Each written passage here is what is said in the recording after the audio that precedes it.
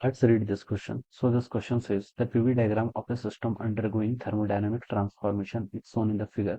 The work done on the system in going from A to B and B to C is 50 joules and 20 calorie heat is given to the system.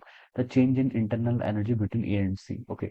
A and C के बीच में आपको change in internal energy बतानी, ठीक है बच्चों। देखिए change in internal energy आपका state function है, क्या है स्टेट फंक्शन, ठीक है। और वही आपने यहाँ पर क्या करना है, कैलकुलेट करके बताना है, ठीक है। स्टेट फंक्शन है यानी कि सिर्फ आपके पॉइंट्स एंड पॉइंट्स पर डिपेंड करता है। It is not a path function, एक पाथ फंक्शन नहीं है, ठीक है। तो इस क्वेश्चन का की कॉन्सेप्ट क्या लिख सकते हैं, चेंज इन इंटरनल एनर्जी, ठीक है। Change in internal energy, this will be the key concept of this question, ठीक है। चेंज इन इंटरनल एनर्जी देखिए बच्चों हम कैसे लिखते हैं, डेल्टा यू इजिकल टू होता है आपका क्यू माइनस डब्ल्यू के इक्वल, ठीक है। इस तरीके से हम लिखते हैं, ठीक है। ये आपके क्यू आपका स्टेट फंक्शन है, ये भी पाथ पे डिपेंड करता है, वर्क भी पाथ पे डिपेंड करता है, ठीक है। वर्क आपका अलग अलग आता है ना, डिफरेंट डिफरेंट प्रोसेस के अकॉर्डिंग, बट डेल्टा यू आपका सेम रहता है, ठीक है। ये क्या आपका स्टेट फंक्शन, ये सिर्फ आपका पॉइंट से डिपेंड करता है। अब क्वेश्चन में देखिए आपको क्वेश्चन में बोल रखा है कि work done on the cycle from A to B, B to C, ठीक है। ए से बी जा रहा है, ठीक है। फिर आपका क्या जा रहा है, बी से सी की तरफ जा रहा है, ठीक है। ये आपको यहाँ पर क्या देखिए साइकिल देखिए, ठीक है।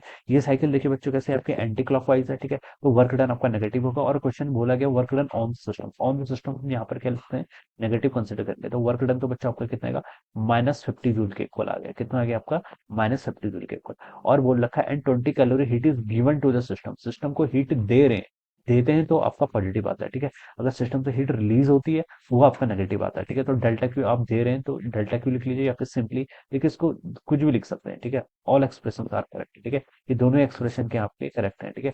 तो चलिए मैं डेल्टा क्यू लिख लेता हूँ। डेल्टा क्यू कितना आपका 20 कैलोरी के इक्वल, ठीक है। 20 calorie heat is given to the system. Okay, ये जूल में है वो कैलोरी में, ठीक है। तो गिवन कर रखी तो प्लस में होगा 20 कैलोरी। और 1 कैलोरी देखिए किसके इक्वल होता है आपका, 1 कैलोरी आपको 4.18 के इक्वल होता है, जिसको हम अप्रोक्सीमेटली 4.2 जूल्स मान सकते हैं, ठीक है। तो इसको अगर मैं कन्वर्ट करूँ तो 20 इंटू 4.2 बोल दीजिए, क्या जूल्स समझ आएगा। और ये हो जाएगा आपका 84 जूल्स आ जाएगा, फिर कितना आएगा 84 जूल्स, ठीक है। ये पॉजिटिव आएगा, ऑलराइट। अब डेल्टा क्यू कैलकुलेट, अब आपको डेल्टा यू बताना है। डेल्टा यू देखिए डेल्टा क्यू माइनस डब्ल्यू के इक्वल होता है, ये आपका 84 है, माइनस ऑफ -50 जूल्स हो जाएगा। तो ये आपका कितना आएगा, 8 5 13 134 जूल्स के इक्वल आ जाएगा, ठीक है। तो this must be the change in internal energy. इतनी आपकी क्या होगी, चेंज इन इंटरनल एनर्जी होगी, ठीक है।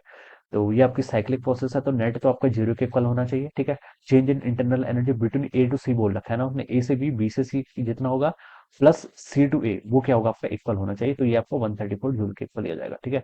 तो ये आपका 134 जूल देखिए डी ऑप्शन पे गिवन है। So this will be the right answer of this question, option D क्या होगा इसका right answer. So I hope you all understood this concept. All the best and thank you so much.